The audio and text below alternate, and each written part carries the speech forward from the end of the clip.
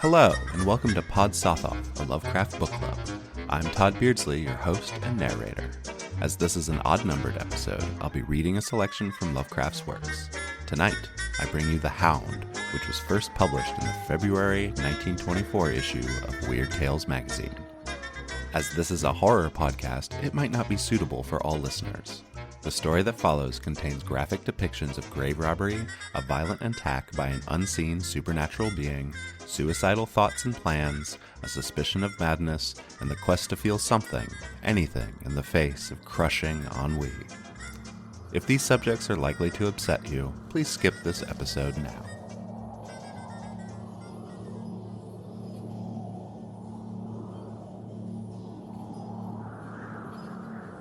The Hound by HP Lovecraft. In my tortured ears there sounds unceasingly a nightmare whirring and flapping, and a faint, distant baying as of some gigantic hound. It is not dream, it is not, I fear, even madness, for too much has already happened to give me these merciful doubts. St. John is a mangled corpse. I alone know why, and such is my knowledge that I am about to blow out my brains for fear I shall be mangled in the same way. Down unlit and illimitable corridors of eldritch fantasy sweeps the black, shapeless nemesis that drives me to self-annihilation.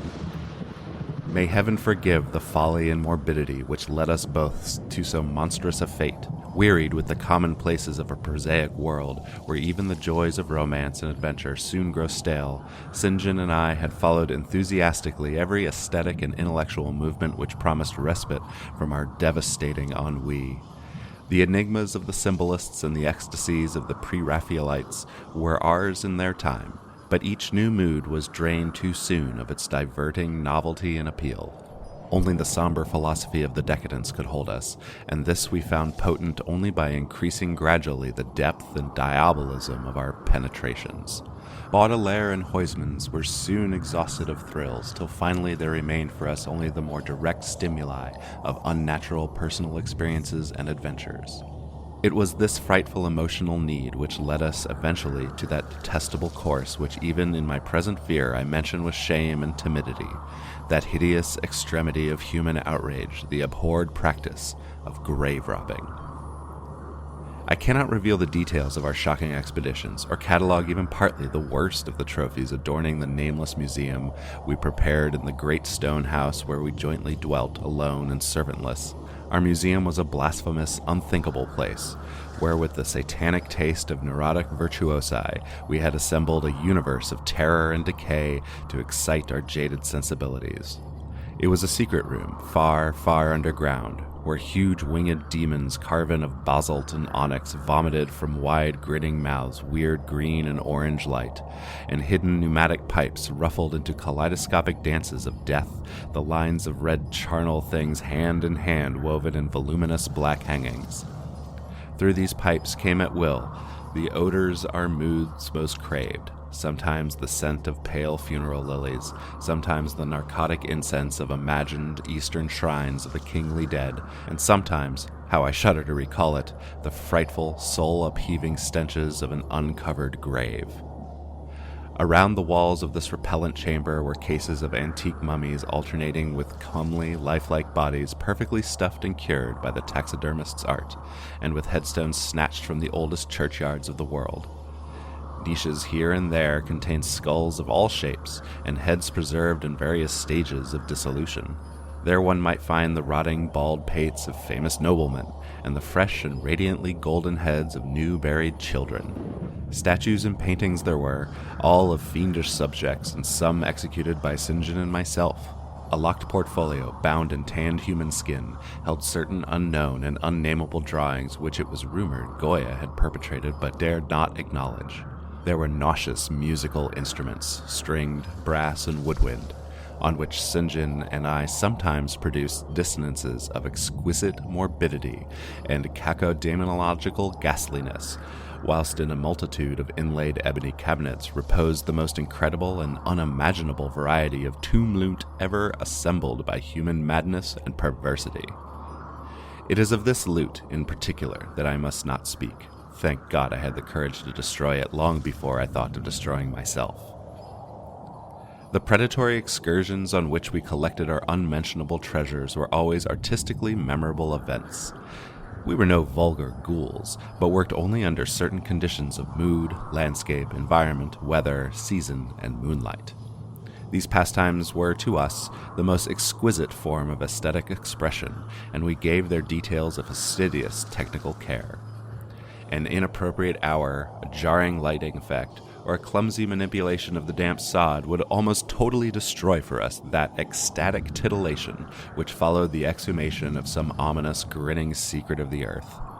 Our quest for novel scenes and piquant conditions was feverish and insatiate. St. John was always the leader, and he it was who led the way at last to that mocking, that accursed spot which brought us to our hideous and inevitable doom. By what malign fatality were we lured to that terrible Holland churchyard? I think it was the dark rumor and legendary, the tales of one buried for 5 centuries, who had himself been a ghoul in his time and had stolen a potent thing from a mighty sepulchre. I can recall the scene in which these final moments, the pale autumnal moon over the graves casting long, horrible shadows, the grotesque trees drooping sullenly to meet the neglected grass of the crumbling slabs, the vast legions of strangely colossal bats that flew against the moon, the antique ivied church pointing a huge spectral finger at the livid sky, the phosphorant insects that danced like death fires under the yews in a distant corner, the odors of mold, vegetation, and less explicable things that mingled feebly with the night wind from over far swamps and seas. And worst of all, the faint, deep-toned baying of some gigantic hound, which we could neither see nor definitely place. As we heard this suggestion of baying, we shuddered, remembering the tales of the peasantry, for he whom we sought had centuries before been found in this selfsame spot, torn and mangled by the claws and teeth of some unspeakable beast. I remembered how we delved into this ghoul's grave with our spades, and how we thrilled at the picture of ourselves, the grave, the pale watching moon, the horrible shadows, the grotesque trees, the titanic bats, the antique church, the dancing death fires, the sickening odors, the gently moaning night wind, and the strange, half-heard, directionless baying, of whose objective existence we could scarcely be sure. Then we struck a substance harder than the damp mold, and beheld a rotting oblong box crusted with mineral deposits from the long undisturbed ground. It was incredibly tough and thick, but so old that we finally pried it open and feasted our eyes on what it held. Much, amazingly much, was left of the object despite the lapse of 500 years. The skeleton, though crushed in places by the jaws of the thing that had killed it, held together with surprising firmness, and we gloated over the clean white skull and its long, firm teeth and its eyeless sockets that once had glowed with a charnel fever like our own. In the coffin lay an amulet of curious and exotic design, which had apparently been worn around the sleeper's neck. It was the oddly conventionalized figure of a crouching winged hound, or sphinx with a semi-canine face, and it was exquisitely carved in antique oriental fashion from a small piece of green jade. The expression on its features was repellent in the extreme, savoring at once the death, bestiality, and malevolence. Around the base was an inscription and characters which neither St. John nor I could identify, and on the bottom, like a maker's seal, was a graven, grotesque, and formidable skull. Immediately upon beholding this amulet, we knew that we must possess it, that this treasure alone was our logical pelf from the centuried grave. Even had its outlines been unfamiliar, we would have desired it, but as we looked more closely, we saw it was not wholly unfamiliar. Alien it indeed was to all art and literature which sane and balanced readers know, but we recognized it as the thing hinted of in the forbidden Necronomicon of the mad Arab Abdul al-Hazred, the ghastly soul symbol of the corpse-eating cult of inaccessible Leng in Central Asia. All too well did we trace the sinister lineaments described by the old Arab demonologist. Lineaments, he wrote, drawn from some obscure supernatural manifestation of the souls of those who vexed and gnawed at the dead. Seizing the green jade object, we gave a last glance at the bleached and cavern-eyed face of its owner and closed up the grave as we found it. As we hastened from that abhorrent spot, the stolen amulet in St. John's pocket, we thought we saw the bats descend in a body to the earth we had so lately rifled, as if seeking some cursed and unholy nourishment. But the autumn moon shone weak and pale, and we could not be sure. So too, as we sailed the next day away from Holland to our home, we thought we heard the faint, distant baying of some gigantic hound in the background. But the autumn wind moaned sad and wan, and we could not be sure. Less than a week after our return to England, strange things began to happen. We lived as recluses, devoid of friends, alone, and without servants in a few rooms of an ancient manor house on a bleak and unfrequented moor, so that our doors were seldom disturbed by the knock of a visitor. Now, however, we were troubled by what seemed to be frequent fumblings in the night, not only around the doors but around the windows also, upper as well as lower. Once, we fancied that a large, opaque body darkened the library window when the moon was shining against it, and another time we thought we heard a whirring or flapping sound not far off. On each occasion, investigation revealed nothing, and we began to ascribe the occurrences to imagination alone, that same curiously disturbed imagination which still prolonged in our ears the faint, far baying we thought we had heard in the Holland churchyard. The jade amulet now reposed in a niche in our museum, and sometimes we burned strangely scented candles before it. We read much in Alhazred's Necronomicon about its properties, and about the relation of ghouls' souls to the objects it symbolized, and we were disturbed by what we read. Then terror came. On the night of September 24th, I heard a knock at my chamber door. Fancying it St. John's, I bade the knocker enter, but was answered only by a shrill laugh. There was no one in the corridor. When I aroused St. John from his sleep, he professed entire ignorance of the event, and became as worried as I. It was that night that the faint, distant baying over the moor became to us a certain and dreaded reality. 4 days later, whilst we were both in the hidden museum, there came a low, cautious scratching at the single door which led to the secret library staircase. Our alarm was now divided, for besides our fear of the unknown, we had always entertained a dread that our grisly collection might be discovered. Extinguishing all lights, we proceeded to the door and threw it suddenly open, whereupon we felt an unaccountable rush of air, and heard, as if receding far away, a queer combination of rustling, tittering, and articulate chatter. Whether we were mad, dreaming, or in our senses, we did not try to determine. We only realized, with the blackest of apprehensions, that the apparently disembodied chatter was beyond a doubt in the Dutch language. After that, we lived in growing horror and fascination. Mostly we held to the theory that we were jointly going mad from our life of unnatural excitements, but sometimes it pleased us more to dramatize ourselves as the victims of some creeping and appalling doom. Bizarre manifestations were now too frequent to count. Our lonely house was seemingly alive with the presence of some malign being whose nature we could not guess, and every night that demonic baying rolled over the wind-swept moor, always louder and louder. On October 29th, we found in the soft earth underneath the library window a series of footprints utterly impossible to describe. They were as baffling as the hordes of great bats which haunted the old manor house in unprecedented and increasing numbers. The horror reached a culmination on November 18th, when St. John, walking home after dark from the distant railway station, was seized by some frightful carnivorous thing and torn to ribbons. His screams had reached the house, and I hastened to the terrible scene in time to hear a whir of wings and see a vague, black, cloudy thing silhouetted against the rising moon. My friend was dying when I spoke to him, and he could not answer coherently. All he could do was whisper, "The amulet, the damned thing." Then he collapsed, an inert mass of mangled flesh. I buried him the next midnight in one of our neglected gardens, and mumbled over his body one of the devilish rituals he had loved in life. And as I pronounced the last demonic sentence, I heard afar on the moor the faint baying of some gigantic hound.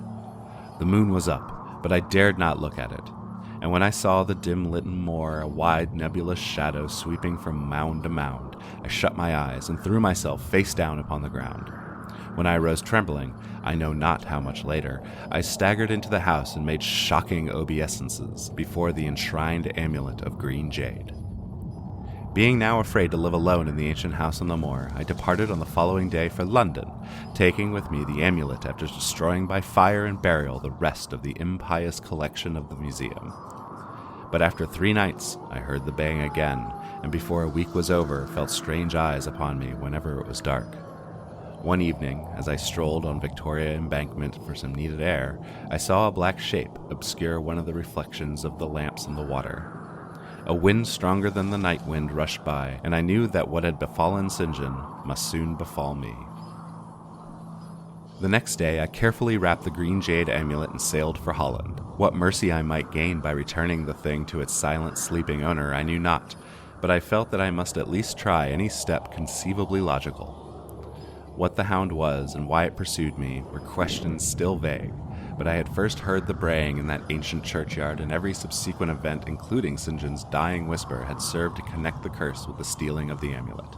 Accordingly, I sank into the nethermost abysses of despair when, at an inn in Rotterdam, I discovered that thieves had despoiled me of the sole means of salvation. The baying was loud that evening, and in the morning I read of a nameless deed in the vilest quarter of the city. The rabble were in terror, for upon an evil tenement had fallen a red death beyond the foulest previous crime of the neighborhood. In a squalid thieves' den, an entire family had been torn to shreds by an unknown thing which left no trace, and those around had heard all night above the usual clamor of drunken voices a faint, deep, insistent note of a gigantic hound. And so at last I stood again in that unwholesome churchyard where a pale winter moon cast hideous shadows, and leafless trees drooped sullenly to meet the withered, frosty glass and cracking slabs, and the ivied church pointed a jeering finger at the unfriendly sky, and the night wind howled maniacally from over frozen swamps and frigid seas. The baying was very faint now, and it ceased altogether as I approached the ancient grave I had once violated, and frightened away an abnormally large horde of bats which had been hovering curiously around it. I know not why I went thither unless to pray, or gibber out insane pleas and apologies to the calm white thing that lay within. But, whatever my reason, I attacked the half-frozen sod with a desperation partly mine, and partly that of a dominating will outside myself. Excavation was much easier than I expected, though at one point I encountered a queer interruption. When a lean vulture darted down out of the cold sky and pecked frantically at the grave earth until I killed him with a blow of my spade. Finally, I reached the rotting oblong box and removed the damp nitrous cover. This is the last rational act I ever performed. For crouched within that centuried coffin, embraced by a close-packed nightmare retinue of huge, sinewy, sleeping bats, was the bony thing my friend and I had robbed. Not clean and placid as we had seen it then, but covered with caked blood and shreds of alien flesh and hair, and leering sentiently at me with phosphorescent sockets and sharp, ensanguined fangs yawning twistedly in mockery of my inevitable doom. And when it gave from those grinning jaws a deep, sardonic bay as of some gigantic hound, and I saw that it held in its gory, filthy claw the lost and fateful amulet of green jade, I merely screamed and ran away idiotically, my screams soon dissolving into peals of hysterical laughter. Madness writhed the star wind, claws and teeth sharpened on centuries of corpses, dripping death astride a bacchanal of bats from night-black ruins of buried temples of Belial. Now, as the baying of that dead, fleshless monstrosity grows louder and louder, and the stealthy whirring and flapping of those accursed web wings circles closer and closer, I shall seek with my revolver the oblivion which is my only refuge from the unnamed and unnameable.